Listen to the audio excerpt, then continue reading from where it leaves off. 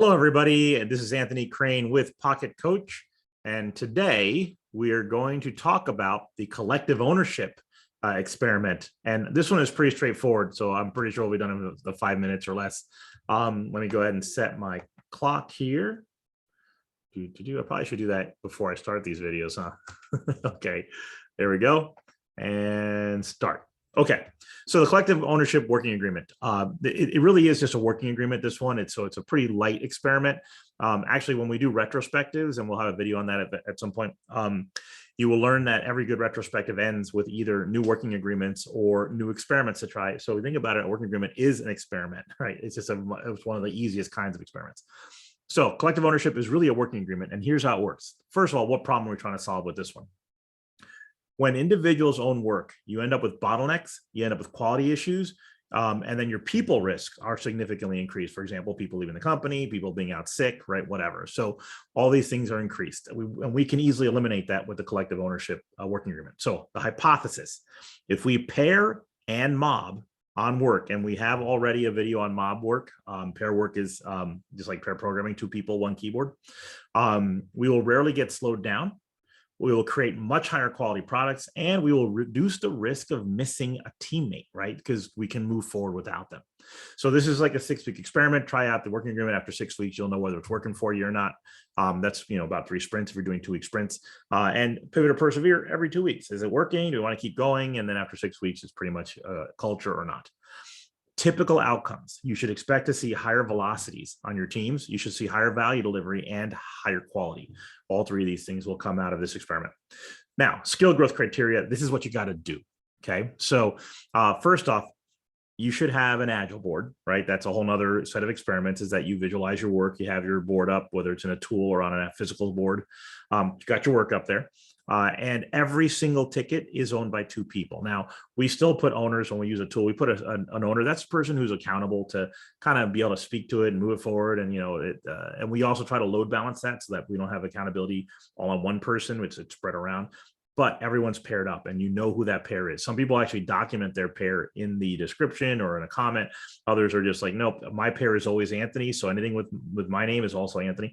Or they can be like, no, I just know who I'm pairing with, and I don't need to make it explicit. And that's fine too, as if it's working. If it's not working, then you might want to make it explicit. Okay, so every piece of work is owned by 2 or more people. You can cover for them when they're not there. You can advance that story. You can speak to it, right? There's no story on the board. People are like, I'm not sure what's going on with that one, right? If that's happening a lot and to the same person, that person has not really embraced that spirit of collective ownership somehow. Or it could be something so specialized it's impossible, but that should be a very big exception. You've embraced T-shaped skills. So if you've not heard of T-shaped skills, the idea is that we're all really deeply good at one thing. So that's the vertical bar of the T. So like, an architect or a tester, right? Or an analyst, whatever. And then the T part says, but we'll do any job on the wall. And the idea here is that, let's say you are in a garage and you're trying to build a product, and there's 5 of you, and all your houses are mortgaged, right? And you're like, our investor's coming on Friday, and it's now Wednesday. And you say to one of the teammates, one of the 5 people in the garage, hey, could you test this piece of code for me, this solution I created? And the person's like, oh, I'm not a tester, right? Your houses are on the line. And if we don't demo well, we're all going to lose our houses. No one is probably going to say, oh, I'm not a tester. They're going to say, whatever I can do to help. If you want me to test, if you want me to stand on 1 foot, I don't want to lose my house. T-shaped skills is all about being willing to do any job on the wall, even if it's not your responsibility. And I have so many team members where their person is like, if it's not what I'm here for, I'm not interested. We're trying to teach HR to stop hiring people like that. We need people who are willing. Now, of course, there's always going to be niche areas where that's such a difficult skill. Fine. They could be a prima donna about that skill, but let's not make it the norm. Okay. And then finally, you also rotate who runs your daily stand-up. Daily stand-ups are where you talk about the work. And I've noticed that when you rotate it, people who used to be disconnected have to become connected, because they got to be able to talk intelligently about every ticket on the wall, right? Because we do our stand-ups by the tickets, and you'll see that in another video.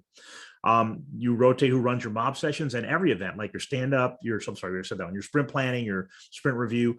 We actually do a sprint owner. So every sprint, a different person is a sprint owner. So you're like, oh, what does a scrum master do then? The scrum master is still a servant leader who removes impediments and tries to make leaders out of all of us.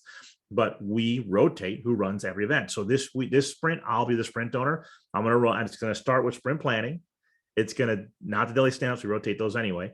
It's going to move into the preparing for the sprint review, the actual sprint review, and then the sprint retro. And then I hand it off to the next sprint owner, and I get to not have to worry about it for another round of sprints. Okay.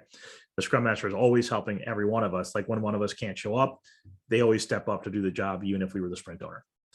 So there you have it. That is the collective ownership working agreement. It has been a game changer for our teams. And I highly encourage you guys to take on this experiment to improve your team's ability to survive people changes and disruption. My name is Anthony Crane. I hope you found this video helpful.